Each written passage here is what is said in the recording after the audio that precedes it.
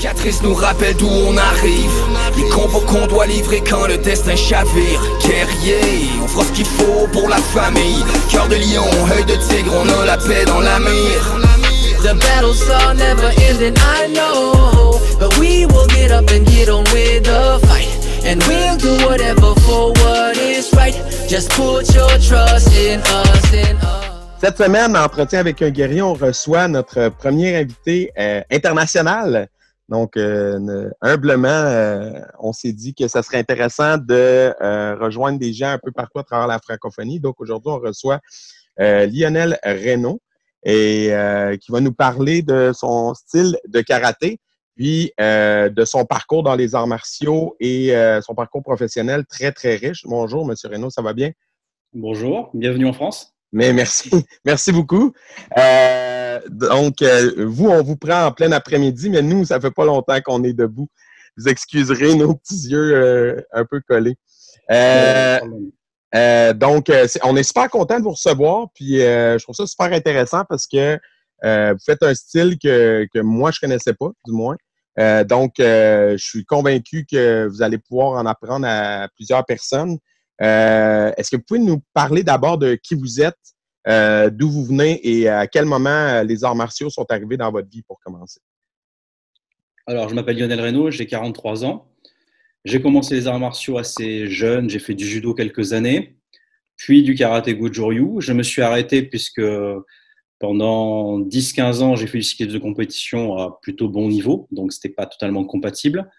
J'ai vécu quelques dizaines d'années dans le vélo, d'abord comme coureur cycliste, à humble niveau. J'avais essayé de passer professionnel, j'y suis pas arrivé, parce que j'étais en école d'ingénieur et puis je pense que j'avais pas les qualités physiques intrinsèques, parce qu'il faut des qualités physiques très, très importantes.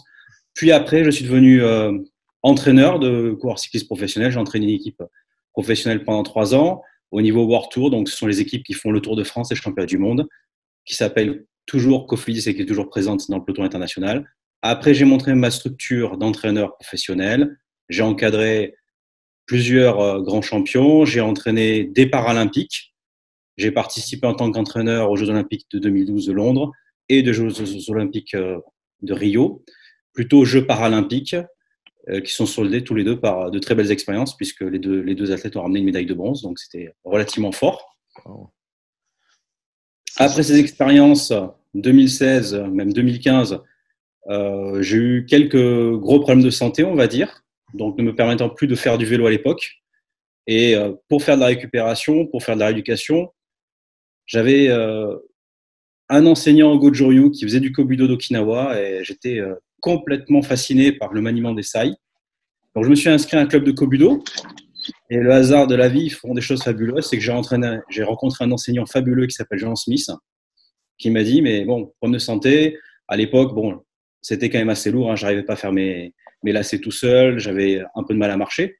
Donc, c'était vraiment très compliqué. Il m'a dit, écoute, je fais un style de karaté très particulier, le Uechi-Ryu. Je suis aussi praticien de shiatsu, de médecine traditionnelle chinoise. Il faut que tu viennes faire du karaté avec nous. Donc, je suis allé vraiment à reculant au début. Il était très convaincant. J'ai commencé et très vite, j'ai vu des progrès énormes. Ça a été vraiment très, très important, un changement très important dans ma vie. J'ai plus de problèmes physiques et je me suis reconstruit presque un corps d'athlète. J'ai participé à la Coupe de France de Uechi-Ryu il y a 2 ans.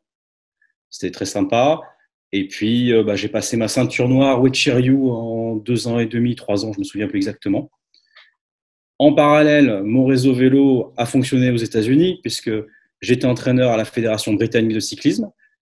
Dans ma structure professionnelle, j'avais eu des coureurs américains qui m'ont dit « Oh, dis donc, on a vu un vieux monsieur américain à la télévision ou sur Internet. Il fait du Uechi-Ryu comme toi, il faut que tu le contactes. » Je l'ai contacté et c'est le président de la Fédération internationale, George Matson, avec qui je travaille.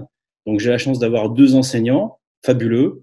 Jean Smith en France, qui est un élève de Shimabukuro Sensei, qui est la personne qui a amené le style Uechi-Ryu en Europe, que je côtoie de temps en temps, qui est quelqu'un de fabuleux. Et puis, la chance de pouvoir avoir une autre vision un peu plus ancienne, puisque George Matson a été le premier Américain qui a eu sa ceinture noire à Okinawa. Donc, il m'amène une vision des arts martiaux des années 50, et je trouve très intéressant de faire le parallèle et puis l'historique et l'évolution des choses. Wow. Puis, est-ce que vous pourriez, pour le bénéfice des auditeurs, juste nous parler un peu du style Wichiryu en particulier, un peu ses origines, c'est quoi ses particularités? Alors, le style Wichiryu, c'est un style de karaté qu'on pratique presque totalement debout. On a une position qui est vraiment très, très haute. C'est du style, on va dire, qui s'apparente à du self-défense, mais c'est pas du self-défense, c'est un vrai style de karaté. Ça provient de Chine. C'est basé sur les boxes du tigre, de la crue blanche et du dragon. Et originellement, le nom japonais qui a été ramené par Kanbun Uechi, qui est le fondateur du style, c'est Pang Gai-nun, qu'on traduirait par mi-souple, mi-dur. Donc, on a une alternance de souplesse et de dureté dans les mouvements, un travail énorme sur la respiration et surtout, chose bizarre, on est un des rares styles de karaté, on pratique main ouverte. OK. On va servir des mains pour attraper, pour piquer, pour projeter. On travaille aussi sur certains points de kyusho. Et on a des blocages qui sont vraiment très, très circulaires. C'est très rond.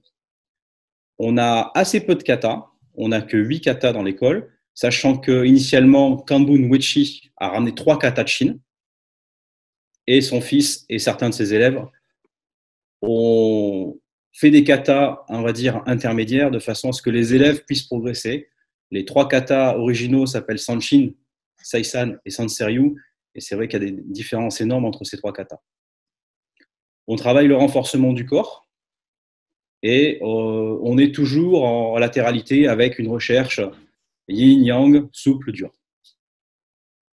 Puis, quand vous dites que vous travaillez le renforcement du corps, est-ce qu'il y a des exercices spécifiques que vous faites pour ça? Vous parlez de renforcement du corps comme travailler à habituer le corps à des impacts. C'est quoi exactement? Oui, comme on est sur une distance de combat relativement courte, très courte, on sait très bien que des coups, on va s'en prendre. Donc, on va renforcer les parties du corps avec lesquelles on va bloquer, les avant-bras, les jambes, les abdominaux, les pectoraux.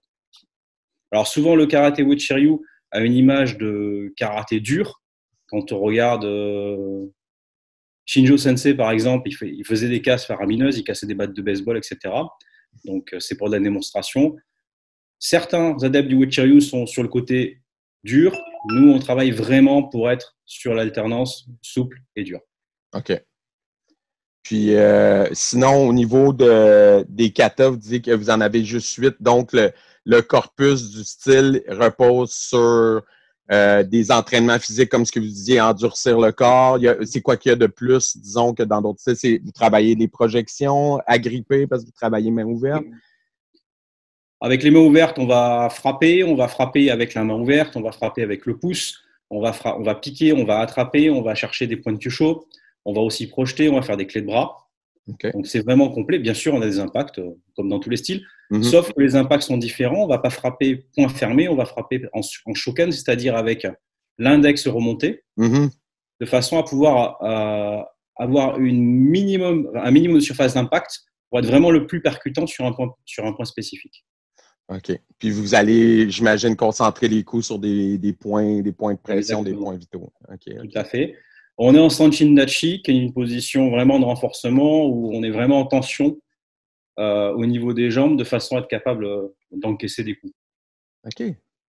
Puis là, en ce moment, vous avez ouvert votre propre école de Wichiryu en France. Vous êtes situé où? Alors, on est à Toulouse, on est dans un club. Donc, pour l'instant, il y a des enseignants dans mon club. J'ai passé mon diplôme d'enseignant il n'y a pas longtemps, donc oui, il va falloir que je m'y mette. Puis ça, c'est quelque chose qui m'intéresse parce que nous, on est au Québec, puis je sais qu'en France, ça ne fonctionne pas comme chez nous pour pouvoir enseigner. Vous avez, comme ce que vous venez de dire, il y a un diplôme à passer pour pouvoir enseigner les arts martiaux en France? Oui, il y a différents niveaux. Il y a le niveau d'animateur, donc on donne des cours en étant encadré. Il y a le niveau d'instructeur, puis il y a le niveau de professeur, qui est un brevet d'État, qui est équivalent à un brevet d'État qu'on va avoir dans le sport de haut niveau pour de l'entraînement. Par exemple, moi, j'ai passé mon brevet d'État en cyclisme, qui est un diplôme d'État qui est reconnu par le pays qui vous le délivre. OK, donc c'est pas juste le karaté, le cyclisme, c'est tous les sports. Si tu veux l'enseigner, il faut aller chercher ce diplôme-là en France. Alors, il y a différents niveaux. C'est-à-dire que si tu es ceinture noire et que tu veux enseigner un petit peu, tu peux suivre un cursus au niveau de la Fédération française de karaté à l'intérieur de la fédération de karaté. Maintenant, si tu veux devenir enseignant, en faire ton métier, là, il faut un diplôme spécifique qui prouve tes qualités d'enseignant. Il y a aussi comprendre comment on travaille avec les enfants, être capable de faire les premiers secours, etc. Donc, il y a différents niveaux. Mais on ne peut pas enseigner si on n'est pas reconnu par la Fédération française de karaté, puisqu'il y a un problème légal derrière d'assurance. Si vous donnez des cours à des enfants, qu'il y a un enfant qui se blesse et que vous n'avez aucun diplôme pour le faire, vous n'êtes pas couvert par l'assurance de la Fédération française de karaté ou du club, ce qui est assez logique. Ça permet d'éviter d'avoir des enseignants qui ne savent pas de quoi ils parlent. Absolument. Je dis pas que ceux qui n'ont pas le diplôme ne savent pas de quoi ils parlent, mais ça permet d'avoir un cadre. OK. Ouais. Puis, j'aimerais ça qu'on revienne, vous l'avez évoqué tantôt rapidement, un peu sur le parcours en cyclisme, parce que vous avez dit ça, parce que pour vous, j'imagine que ça fait partie de votre vie. Là. C'est peut-être rendu moins impressionnant, je ne sais pas, mais quand même d'avoir entraîné des cyclistes qui ont fait le Tour de France puis des compétitions de haut niveau, c'est pas rien. Comment vous en êtes venu à vous rendre jusque-là, puis comment vous êtes arrivé dans le cyclisme comme ça de haut niveau? Bon, le cyclisme, très bêtement, mon père m'a amené voir le Tour de France un jour en montagne. Et je suis descendu du col du Somport. La seule chose que je voulais faire, c'était m'acheter un vélo. Donc, j'ai bataillé à peu près 2 semaines et je suis monté sur un vélo. Ça m'avait vraiment beaucoup marqué. Donc, j'ai commencé, c'était la fin des années 90, non, le début des années 90, pardon. Donc, c'était les années compliquées quand on voulait faire du haut niveau. J'ai eu la chance de pouvoir suivre un cursus scolaire à l'étranger. Donc, je suis parti en Espagne avec mon vélo, au Pays Basque, qui est vraiment le pays du vélo en Espagne. J'ai eu la chance de signer un contrat avec un fabricant de cycles qui avait une équipe professionnelle à l'époque. Donc, j'ai commencé comme ça. J'avais un corps hors norme, en fait, pour les athlètes de bon niveau ou de haut niveau. C'est-à-dire qu'à l'époque, on s'entraînait avec la fréquence cardiaque. Maintenant, vous avez presque partout sur votre téléphone, mais à l'époque, c'était quelque chose de très novateur. Et j'avais un cœur qui était un peu hors norme par rapport à tout ça. Et donc, tous les plans d'entraînement ne m'allaient pas du tout. Alors, vraiment pas du tout. Jusqu'à ce que j'aille chercher en Allemagne un appareil qui servait à mesurer la puissance mécanique. Alors à l'époque, je suivais un cursus d'ingénieur, donc pour moi, ça me parlait mieux et ça me permet d'avoir une meilleure corrélation entre mes sensations, l'effort que je faisais et les valeurs qui s'affichaient. Donc j'ai développé une méthode d'entraînement basée sur la puissance mécanique et ça a été le début des années 2000 où ça a commencé à se populariser un petit peu. J'ai travaillé avec des fabricants de capteurs de puissance. Maintenant, c'est quelque chose qui fait partie intégrante de l'équipement de vélo. Il n'y a pas un coureur professionnel qui n'a pas de capteur de puissance pendant ses entraînements ou pendant ses compétitions. Donc, ce sont les hasards de la vie, comme frapper à une porte d'un dojo et rencontrer un enseignant fabuleux qui vous dit « il faut venir, il faut faire ça, tu vas voir, ça va être fabuleux ». J'avais rencontré quelques équipes cyclistes pour leur expliquer le bienfait du capteur de puissance. Alors, à l'époque, il y avait déjà une personne qui s'appelle Frédéric Grapp qui avait développé ça. Et une des sommités dans ce domaine-là. Et une équipe française m'a dit, écoute, nous on est partant, viens nous expliquer ce que tu fais, ce que tu voudrais faire. Et puis ça a commencé comme ça. Ce sont les hasards de la vie. J'ai eu la chance de rencontrer un monsieur que j'aime beaucoup, qui s'appelle Francis Rolland-Dercel, qui à l'époque était directeur sportif. Puis quand il est devenu manager de l'équipe, il m'a dit, écoute, faut que tu viennes. Et donc on a commencé à mettre ça en place. Ça paraissait un petit peu comme un ovni pour les coureurs cyclistes à l'époque. Puis petit à petit, ça s'est popularisé. Et puis, c'est devenu un outil complètement dans le bagage du coureur cycliste. Et puis, les rencontres sont arrivées. Le paracyclisme, c'est devenu pareil par le hasard. On était en stage avec l'équipe.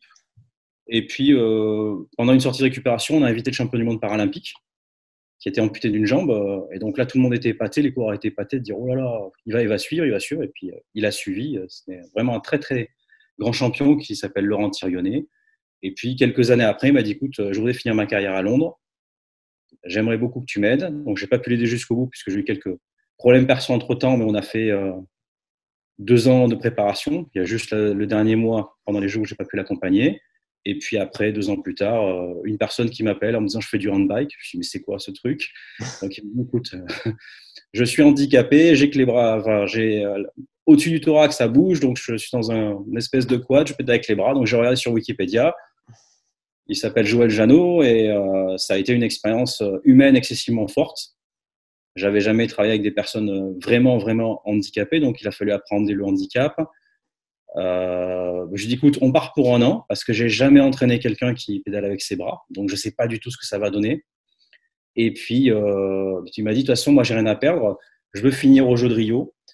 Et ça fait quelques années, j'ai pas trop de résultats. La première année s'est soldée par une victoire en Coupe du Monde, les championnats du monde, la victoire en Coupe d'Europe. Donc pour nous, c'était parti fabuleusement de dire bon, c'est bon, Rio, on est sur la plus haute marge du podium. Malheureusement, le mois de mai d'après, on m'a appelé, il avait été percuté par une voiture à l'entraînement. Comme il pédale couché, il a le pédalier en face de lui, le pédalier était rentré dans la boîte crânienne. Donc ça a été excessivement dur à vivre, bien sûr, pour lui, pour sa famille et pour moi, ça a été excessivement dur à vivre. On s'est complètement mis en pause pendant 6 mois, où là, c'était plus entraîneur-entraîné, mais on essayait de se soutenir. Et puis, bon, je lui avais dit, de toute façon, si tu vas arrêter, on s'en fiche, Rio, on s'en fiche complètement, tu récupères, il faut que tu récupères physiquement, parce qu'il était quand même sacrément touché. À quelques millimètres, il perdait un œil. Et puis, au mois d'août, il m'appelle, il me dit, écoute, Lionel, il y a une Coupe du Monde en Afrique du Sud. J'ai recommencé à faire du vélo parce que bon, il avait très peur, enfin, du handbike, il avait un go. Il était traumatisé, donc il ne savait pas s'il serait capable de remonter dessus avec des voitures autour. Donc sa femme l'avait accompagné. Il me dit, bon, écoute, on fait un truc, on essaye de faire une perf à cette Coupe du Monde. Ça ne marche pas, j'arrête. Ça marche, on va jusqu'à Rio. Bon, et ça a fonctionné? Oui, alors là, ça a été très compliqué parce qu'il avait passé 6 mois sans rien faire presque. Donc, on a étudié exactement le parcours du circuit pour savoir qu'est-ce qu'il fallait travailler pour essayer. On a fait un entraînement que pour ce circuit-là. Et je crois qu'il a fini 3e ou 4e. Et j'ai reçu un texto d'Afrique du Sud qui m'a dit « Bon, mais c'est bon, on continue. Et donc, on est allé jusqu'à Rio. Puis, Jérémy, tu avais une question? Non, c'est par rapport à d'autres choses. On y reviendra aux questions. Ça m'amène une question, le paralympisme. Des fois, on a l'impression que c'est pas très connu, c'est pas très couvert, là, tout le volet paralympique.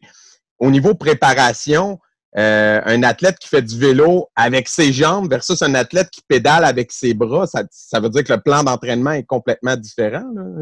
Veut pas forcément, non? Alors, aussi hasard de la vie fabuleuse, c'est que c'est l'époque, la préparation de Rio, ça coïncidait à l'époque où j'ai commencé à faire intensivement du kobudo et du uechi-ryu. Donc, ça m'a vraiment appris à appréhender la fatigue musculaire au niveau des membres supérieurs, puisque moi, j'étais ancien coureur cycliste, donc je pédalais avec mes jambes. Donc, ça m'a aidé énormément. Oui, les choses sont différentes, mais les principes sont à peu près les mêmes. Il faut appréhender la fatigue musculaire, les contraintes articulaires qu'on peut avoir, qui ne sont pas les mêmes. Et puis là, dans le cas présent, c'était essayer de comprendre ce que l'athlète pouvait faire, ne pouvait pas faire. Mais j'étais vraiment très, très surpris par la puissance musculaire qui dégageait, puisque c'était vraiment un athlète exceptionnel. C'est toujours un athlète exceptionnel, il se retire, mais c'est toujours quelqu'un d'exceptionnel. Donc, si je comprends bien, vous avez utilisé les principes de renforcement du corps, du karaté pour les amener au cyclisme. Non, là, on ne pouvait pas frapper. Non, là, on a fait… Non, mais pour le renforcement, je veux dire, pour se renforcer. Non, on n'a pas… Le principe de renforcement qu'on utilise en uechi-ryu, ça va être des coups portés régulièrement, de plus en plus intensifs, en faisant attention, et ça, c'est très important, de partir avec des coups qui sont vraiment pas forts, et petit à petit, en faisant vibrer l'os et la texture musculaire, on va commencer à endurcir progressivement le corps. Là, sur un athlète comme ça, on ne pouvait pas frapper. C'est pas possible. Du fait qu'il est handicapé au niveau du bas du corps, l'onde de choc se serait propagée trop fortement. C'est quand même intéressant que l'approche, l'idée derrière l'expérience que vous aviez de travail de haut de corps ait pu servir quand même. Je pense que c'est ça. Oui, c'est ça, je comprenais mal. Oui. OK. C'est vraiment super. C'est vraiment intéressant. Les contraintes, la fatigue musculaire que tu peux avoir au niveau des épaules, au niveau des coudes, les angles d'attaque que tu peux avoir, d'autres que tu ne peux pas avoir. Puis, tantôt aussi, vous avez évoqué le fait que vous approché le kobudo. Est-ce que vous en faites encore à ce jour, selon ce que j'ai lu, du moins sur vous, vous le pratiquez encore, vous l'enseignez encore? Alors, j'enseigne pas, hein, je Non? pratique. OK. Le Kobudo, j'en ai fait 2 ou 3 ans avant que mon enseignant me pousse à faire du karaté. Mhm. Quand j'ai commencé le karaté et que je me suis aperçu que ça m'apportait vraiment quelque chose d'important pour moi, on a mis le Kobudo en sommeil. OK. Mais c'est toujours quelque chose que je pratique de mon côté. J'ai eu la chance, c'est vraiment une chance, d'avoir cet enseignant-là qui est un élève de Kinjo Sensei, qui est un des plus grands maîtres de Kobudo de l'île d'Okinawa. OK. Donc, il m'a fait venir Kinjo Sensei l'année dernière. On a fait du Kobudo et du karaté avec lui. On a monté la fédération européenne de l'école de Kinjo Sensei pour le Kobudo, qui s'appelle Kobukai Europe. Et donc, je suis dans l'aventure. Donc, oui, je pratique. Maintenant, il faut que je travaille les katas tels que Kinjo Sensei les fait, qui sont un petit peu différents. Mhm. Donc, ça va être mon travail des prochains mois, je pense. Puis vous pratiquez quelle arme plus spécifiquement? Vous avez évoqué les sai tantôt. Alors, la progression se fait en fait via les armes de Kobudo traditionnelles. Donc, on va commencer par le bo, puisqu'on a les deux mains qui sont tenues. Donc, ça va être le parallèle, c'est que lorsque je tends une main, l'autre revient en garde, l'autre s'arme, un peu comme on a dans le karaté quand on fait des tsuki, des coups de poing. Ensuite, la deuxième arme, ce sont les sai, puis les tonfa, puis le nunchaku. Suivant les écoles, on a d'autres armes qui se rajoutent. On peut avoir les tinaka, on a des fois le nunchaku à 3 branches, la rame, qui est une arme vraiment splendide. Mm-hmm. Voilà. Donc moi, je travaille le bo, les tonfa. J'adore le nunchaku, donc je fais beaucoup plus de nunchaku que d'autres armes. Ouais. Les sai. OK, c'est intéressant. Donc, tantôt, vous avez parlé de vos blessures sans rentrer de comment vous vous êtes blessé. C'était quoi plus vos blessures, puis comment les arts martiaux vous ont vraiment aidé à aller chercher à se reconstruire plus rapidement? Parce que vous avez dit aussi que vous aviez essayé pas de vous renforcer, mais d'un peu de revenir, mais que c'est vraiment les arts martiaux qui vous avaient aidé à revenir à 100% puis à repéter la forme. Donc, comment c'est venu vous aider, puis c'était quoi aussi vos blessures? Alors, j'avais une opération du dos qui avait mal tourné. J'ai eu une période dans ma vie un peu compliquée où ma vie privée a un petit peu volé en éclats il y a 5 ans. J'ai eu quelques problèmes au niveau des ganglions lymphatiques qui n'étaient pas sympathiques, sans faire un mauvais jeu de mots. Donc, douleur dans l'aine, douleur dans le dos. Donc, ça a été relativement compliqué. Pour moi, en tant qu'ancien cycliste, la seule chose qui m'intéressait, c'était de pouvoir monter sur un vélo, ce qui n'était pas possible. Donc, le fait de faire du renforcement, le fait de travailler aussi le renforcement dans le kata de base qui s'appelle Sanshin, mon professeur m'avait dit, écoute, tes jambes, ça marche pas bien, mais faut que tu viennes faire du karaté avec nous. Avec Sanshin, tu vas retrouver tes jambes. Je m'étais dit, bon, il est gentil, mais wow, c'est pas possible. Mais il avait vraiment l'air très, très convaincu. Et c'est quelqu'un d'adorable et de très compétent. Bon, je me suis dit, bon, on va essayer. Hein. Il a vraiment l'air convaincu. Et puis, au bout d'un mois, je suis arrivé au dojo. Il m'a demandé de donner un coup de pied. Côté droit, côté gauche, pour moi, c'était impossible.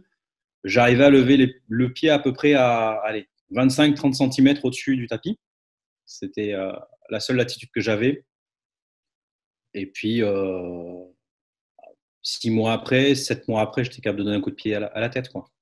Un coup de pied circulaire à la tête. Donc, c'est vrai que ça a été un changement vraiment complet, et puis même un changement de vie complet, parce que je n'avais pas prévu de refaire du sport, même si on ne fait pas du sport, c'est un art martial, mais je n'avais pas prévu de reprendre une activité physique comme ça. Et puis, très vite, le travail de kata s'est transformé presque en travail méditatif sur moi, une introspection énorme pendant le travail que je peux faire chez moi, puisque je me suis organisé un petit dojo à la maison, donc j'ai ce luxe-là.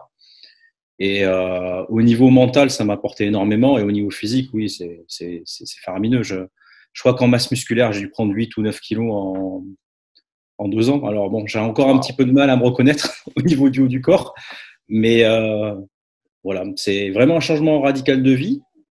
Et est-ce que tout ça, ça vous a permis de refaire du vélo éventuellement? Oui, bien sûr. Oh. Bien sûr, j'essaye d'allier vélo et puis arts martiaux. Vélo parce que j'en ai besoin. Alors, il faut faire attention au début parce qu'au niveau des jambes, notamment sous la cuisse, ça ne travaille pas différemment et on peut avoir très vite tendance à se claquer sous la cuisse, puisqu'on a une contraction et un raccourcissement énorme lors du pédalage au niveau des muscles qui sont sous la cuisse. Et on va tendre à les étirer énormément lorsqu'on donne un coup de pied de face. Maegiri en karaté, en Uechi-ryu, ça s'appelle Shomengiri. Donc, j'ai expérimenté ça avec quelques micro-claquages au début. Et puis, une fois qu'on a trouvé le bon balancier entre les deux, et puis aussi accepter que je ne serai pas de nouveau coureur cycliste. Donc, je fais du vélo. Le vélo, c'est un complément à mon entraînement. C'est un complément à mon entraînement de vie. Et puis après, une fois qu'on a compris qu'on ne roulera pas 50 à l'heure et qu'on peut prendre du plaisir en roulant à 30 à l'heure, c'est bon. C'est ça. Donc, vous faites le vélo aujourd'hui pour garder la forme et par plaisir. Là. Il n'y a plus… Oui, tout à fait. Ben oui. Puis, mais c'est le fun. Ça m'amène une question. Tantôt, ça me trottait dans la tête de vous parliez qu'à un moment donné, vous avez dû arrêter la compétition cycliste parce que vous n'aviez plus le corps ou la forme qu'il fallait pour maintenir ce niveau-là. On entend souvent parler que dans le cyclisme, il y avait eu beaucoup de problèmes de dopage, notamment. Est-ce que c'était entre autres dû à ça, dû au fait que si on essaye de faire ce sport-là, on arrive à un niveau où si on ne joue pas le jeu du dopage, etc., on peut plus suivre juste avec la forme physique d'un humain normal, je mets des guillemets, là. Alors, le fait que j'ai arrêté les arts martiaux pour mettre au vélo, c'est tout simplement une problématique de temps. On ne pouvait pas faire ça. Moi, il fallait que je commence à m'entraîner à vélo. Je ne connaissais pas grand-chose, donc il fallait que j'ai le maximum de temps pour le vélo. Après, effectivement, j'étais relativement sec. Si je prenais beaucoup de masse musculaire au niveau du haut du corps, du fait que j'étais sec et j'avais de grandes jambes et que j'étais très léger, j'étais plutôt typé grimpeur. Donc, plus vous rajoutez de la masse, plus c'est compliqué pour monter. Donc, il y avait ce problème-là. Après, moi, je suis arrivé dans le sport à la fin des années 90, vraiment, quand j'ai signé mon contrat en Espagne, c'était en 99, avec le fabricant de cycles. Oui, c'est l'époque où ça a complètement éclaté. Maintenant, je ne suis pas forcément d'accord. J'entraîne des coureurs cyclistes. J'avais monté ma structure d'entraînement s'appelle Race Clean, qui est courir propre. J'avais fait partie d'une association qui s'appelle Bike Pure, qui est une ONG britannique de prévention contre le dopage.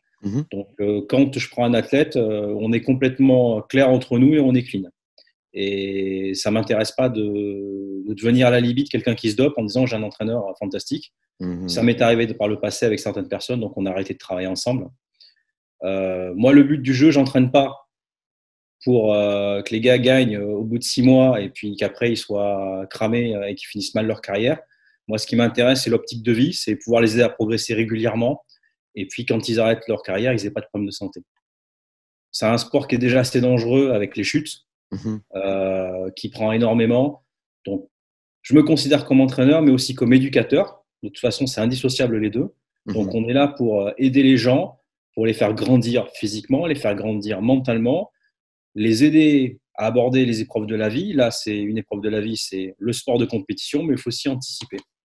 Et dont je suis très fier, c'est que j'ai certains coureurs cyclistes qui ont arrêté leur carrière, puisqu'au bout de certaines années, le corps fatigue et puis on a envie de faire autre chose. Et on a réussi à très bien gérer. Ils ont réussi à très bien gérer leur reconversion et c'est quelque chose vraiment dont je suis très, très fier d'avoir pu les accompagner. Oui, c'est ça. Vous faites le suivi avec vos athlètes quand ils arrêtent leur carrière. Vous continuez de les aider un peu pour la suite.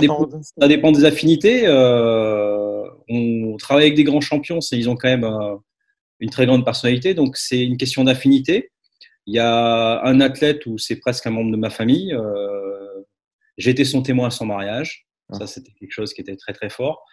On est régulièrement en contact et ça me fait très plaisir. Et quand on se voit, c'est toujours un énorme plaisir de se voir. Il y a d'autres athlètes où c'était une relation plus professionnelle. Il y a d'autres athlètes où on était content que ça s'arrête. Voilà. C'est de l'affinité. Mais oui, le but du jeu, c'est aider les gens et puis vraiment qu'ils grandissent à tous les niveaux. Puis ce qui m'intéressait aussi, c'est que l'athlète puisse être actif. Ça ne m'intéresse pas d'envoyer un plan d'entraînement que le gars fasse et puis qu'il ne comprenne pas ce qu'il fait. Donc, aussi, puis avoir un athlète qui comprend ce qu'il fait, qui est capable de vous faire un retour, c'est super intéressant quand entraîneur, puisque c'est vraiment c'est du gagnant-gagnant. Et puis, petit à petit, on monte la relation, on arrive à comprendre comment travaille la personne. On travaille sur de l'humain. Donc, on a beau avoir des bouquins de physiologie fabuleux, vous avez des personnes qui vont réagir bien ou pas bien à un type d'entraînement. Et il faut l'accepter. Et il faut se dire que même si on a fait des études de physiologie, qui nous a dit qu'il fallait faire tel entraînement pour gagner sur tel type d'effort, certaines personnes, ça ne marche pas. Il faut essayer de trouver autre chose et il faut essayer d'inventer autre chose. Intéressant, parce que dans le fond, ça, c'est exactement ce qui s'est passé pour vous quand que vous avez essayé de… Tantôt, vous parliez, je me souviens plus, vous avez dit que vous aviez trouvé un autre moyen de vous entraîner, puis que finalement, c'était même la manière comme ça qui était devenue plus populaire. Mais je veux savoir, est-ce que ça vous a passé l'esprit d'arrêter quand que vous avez rencontré des difficultés? Parce qu'on s'entend que quand que la manière générale ne fonctionne pas, la plupart des gens abandonnent. Ils se disent « Ah, c'est pas fait pour moi ». Mais vous avez trouvé une autre manière de vous entraîner, vous êtes revenu plus fort, puis même vous avez préconisé cette manière de s'entraîner plus tard, puis c'est devenu la manière populaire. Je veux savoir, est-ce que vous avez pensé à abandonner? Ou c'est tout le temps, je vais trouver une autre manière, je vais pousser? C'est votre chemin mental à travers tout ça? Le chemin mental, c'est que j'essayais de comprendre au niveau des sensations physiques que j'avais pendant l'effort. Et à l'époque, on n'avait que les ceintures cardiaques pour s'entraîner et ça marchait absolument pas. Donc, l'avantage que j'avais, c'est que faisant des études d'ingénieur, j'avais compris la composante aérodynamique du vélo qu'on n'a pas, par exemple, dans la course à pied. C'est-à-dire qu'au fur et à mesure que vous accélérez en courant à pied, c'est pas linéaire, mais plus vous accélérez, plus vous avez mal. Le vélo, c'est complètement différent. À partir de 38-40 km/h, vous avez plus de 80% d'effort que vous fournissez qui est simplement pour vaincre la résistance à l'air. Okay. Vous avez des micro-accélérations qu'on ne voit pas forcément, mais qui sont très importantes dans les courses notamment. Donc, pour avoir quelqu'un qui a un fond énorme, mais qui n'est pas capable d'encaisser une ou deux accélérations. Et une course en peloton, vous faites larguer du peloton, c'est très compliqué souvent pour revenir. Donc, j'ai eu des athlètes fabuleux, par exemple, au début, qui couraient sur piste, qui avaient des valeurs d'endurance faramineuses, mais sur route, ils n'y arrivaient pas parce que dès qu'il y avait deux accélérations, pas deux, mais au bout de 30-40 relances, ils n'arrivaient plus à suivre. Donc oui, il faut chercher. Après, ce qu'on dit souvent, c'est que moi, quand je rencontre des collégiens, ça m'est arrivé de faire quelques petites réunions avec des écoles de cyclisme, des choses comme ça. Moi, je pense que tout le monde peut être champion olympique. Mais il faut savoir, déjà, il faut le vouloir. Et puis, il faut essayer de trouver la discipline qui va bien. Ouais, je m'éclate dans le karaté. J'aurais peut-être dû faire plus du karaté que du vélo, peut-être, pour moi, en tant que sportif, en tant qu'être humain. J'ai choisi de faire du vélo. Ça a été une très belle expérience dans ma vie. Peut-être que si j'avais fait des arts martiaux toute ma vie, peut-être que j'aurais fait autre chose. Donc, il faut trouver ce qui nous plaît. Et puis après, bon, c'est une question de mental. Après, on parlait tout à l'heure du dopage et des gens normaux. Quand on a un coureur professionnel ou un athlète de haut niveau, on n'est plus dans des gens normaux. On a des valeurs intrinsèques qui sont vraiment différentes. L'approche de la douleur est complètement différente.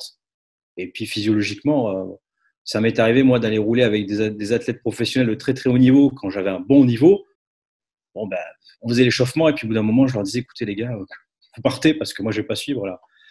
J'ai eu la chance de faire quelques sorties avec un ancien champion du monde qui courait à l'époque. Il me dit, ouais, viens Lionel, viens. Oui.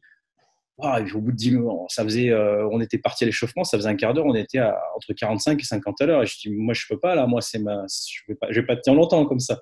En plus, on allait faire des calls. Je dis, écoute, tu pars devant et puis on verra si tu reviens après. Et là, moi, on est sur des valeurs. Si on essaye de faire une comparaison avec quelqu'un d'actif, de normal, ce qui va limiter votre effort d'endurance, ça va être l'essoufflement. Bon, partez du principe que si on compare un grand champion et une personne active normale, quand la personne active normale commence à vraiment être essoufflée et à sentir qu'elle ne va pas pouvoir continuer longtemps son effort, généralement, à ce même niveau d'intensité d'effort, l'athlète de haut niveau, il n'a pas vraiment commencé à travailler en endurance.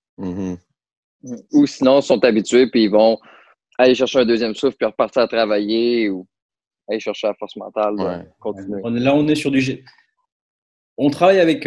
nous ne sommes que des animaux, nous sommes des êtres humains pensants, comme je l'ai dit tout à l'heure. Malheureusement, la génétique est parfois ingrate. On peut avoir des gens qui vont avoir un corps fabuleux de par leur génétique. Mhm. D'autres qui vont énormément travailler, mais qui n'ont pas la génétique pour faire du sport ou pour faire ce type de sport, parce que je pense qu'on peut être bon dans n'importe quel sport. Simplement, il faut en avoir l'envie et puis faut le trouver. Mhm. Peut-être que j'aurais pu être champion du monde de lancer de fléchettes, par exemple. Ouais. On ne sait pas. Ouais. Voilà, on ne sait pas. Donc, c'est du travail avec l'être humain. Donc, tout le monde est différent. Super intéressant. Moi, j'ai une question. Comment ça fonctionne, votre formation, étant donné que vous avez un professeur en France, vous avez un professeur aux États-Unis? À quelle fréquence vous pouvez voir votre professeur ou est-ce que vous fonctionnez par Zoom comme on fait aujourd'hui? Alors, on ne fonctionne pas par Zoom avec Ouais. le professeur aux États-Unis. Alors, justement, au départ, ça fait aussi partie des surprises de la vie, c'est que quand j'étais rentré en contact par un ancien coureur américain que j'avais, donc j'avais envoyé un mail, etc. Et puis il m'a dit, si tu veux, on peut travailler ensemble. Et pour moi, étant entraîneur, je dis, bon, entraîner les athlètes, maintenant des outils fabuleux pour suivre des coureurs cyclistes, des coureurs à pied, vous avez le GPS. Sur le vélo, on a le capteur de puissance, on a le capteur de cadence. Donc, l'athlète fait son entraînement et après, vous avez la courbe de tout ce qu'il a fait. Vous savez même s'il s'est arrêté, remplir ses bidons et où. C'est fantastique. On a même des capteurs de puissance qui nous expliquent combien de temps l'athlète a pédalé debout ou assis. Donc, c'est vraiment impressionnant. Et là, du karaté à distance, je me suis dit, wow. Donc, en fait, au départ, c'était de la curiosité, c'est comprendre comment on pouvait travailler le karaté à distance. Et donc, très simplement, en fait, je me suis acheté une caméra, je fais mes katas, je fais mes exercices, je lui envoie et puis lui il me donne quelques conseils. Pour lui, mon professeur principal, j'ai l'impression d'être au collège, mon professeur référence, c'est mon professeur en France et c'est tout à fait normal. Mais on travaille comme ça. Je travaille plus sur. Alors, je suis assez curieux, donc je pense que c'est aussi mon cursus qui fait ça. Donc, je travaille avec lui plus sur ce qu'il appelle l'ancienne méthode. Donc, on fait le style, mais avec l'enseignement qu'il a eu dans les années 50. Donc, c'est vraiment pour moi un enrichissement. J'aime comprendre ce qu'on fait, comment on fait, et puis pourquoi on le fait. Donc, c'est vraiment enrichissant. Donc, ça va vraiment être du travail sur des petits détails, sur des choses. Puis, j'ai la chance de travailler avec quelqu'un, donc le professeur américain qui a 82 ans maintenant, donc qui a été un sacré sportif quand il était jeune. C'est clair. Et qui a vu son évolution, qui a vu l'évolution du sport. Et donc, c'est cette chance que j'ai, moi qui ne suis pas encore trop vieux, j'ai que 43 ans. Donc, je ne suis pas tout jeune, je ne suis pas tout vieux non plus. Donc, je suis entre les deux. C'est vraiment intéressant de travailler avec quelqu'un qui a vu les erreurs de ses élèves qui sont devenus professeurs, notamment concernant la casse, concernant le renforcement, etc. Et donc, c'est une richesse énorme pour moi d'avoir quelqu'un qui me dit, écoute, ça, il ne faut surtout pas le faire. Quelqu'un qui l'a essayé, c'est vraiment dommageable. C'est super pour les démonstrations, mais non, surtout pas. Tel mouvement, fais-le plutôt comme ça parce que quand tu vas vieillir, tu vas avoir tel problème. Donc, il faut le faire comme ça. C'est moins démonstratif, mais fais-le comme ça parce que c'est important d'avoir un corps qui tient. George, il a eu un cancer assez lourd il y a 2 ans. Il a fait une chimio vraiment lourde et c'est impressionnant. Il se lève, il fait ses 3 katas de base qui sont sans chine, il fait ses pompes, il fait ses exercices. C'est vraiment un exemple énorme. Et puis, ce qui est intéressant, c'est de travailler donc avec quelqu'un qui a vu l'évolution du sport, l'évolution de l'art martial, qui est Wei Ryu. Mm-hmm. Et donc, c'est vraiment des conseils d'homme avisé, c'est super intéressant. Ah oui, ça évite de faire des erreurs. Exact. Et lui, il a le recul sur les changements qui sont arrivés dans les arts martiaux au travers des années. Lui, il les a tous traversés. Là. Exact. Tu avais une question, Jérémy, pour finir? On aime ça terminer avec une liste de nos idoles ou modèles. De comment ça peut être aussi comment vous avez eu envie de commencer les arts martiaux à travers les films ou des gens que vous avez rencontrés dans votre carrière, mais on aime ça savoir qui vous a inspiré, vos idoles, vos modèles dans les arts martiaux. Ça peut être des cyclistes aussi, donc ça peut être intéressant. C'est une très bonne question. En fait, je sais pas. J'ai toujours été attiré par ce qui était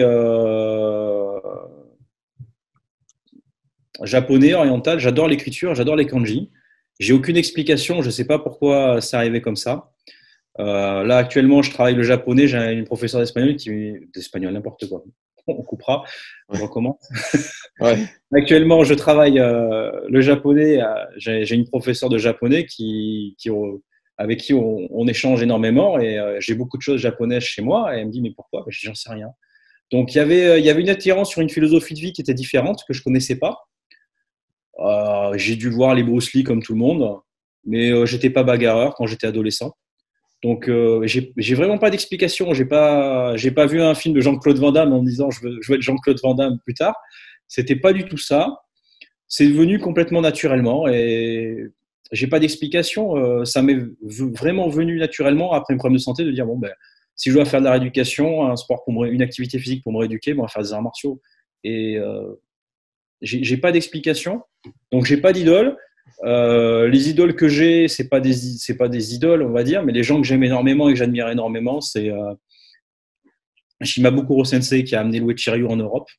Ça, franchement, c'est voilà, et en plus c'est quelqu'un de fabuleux.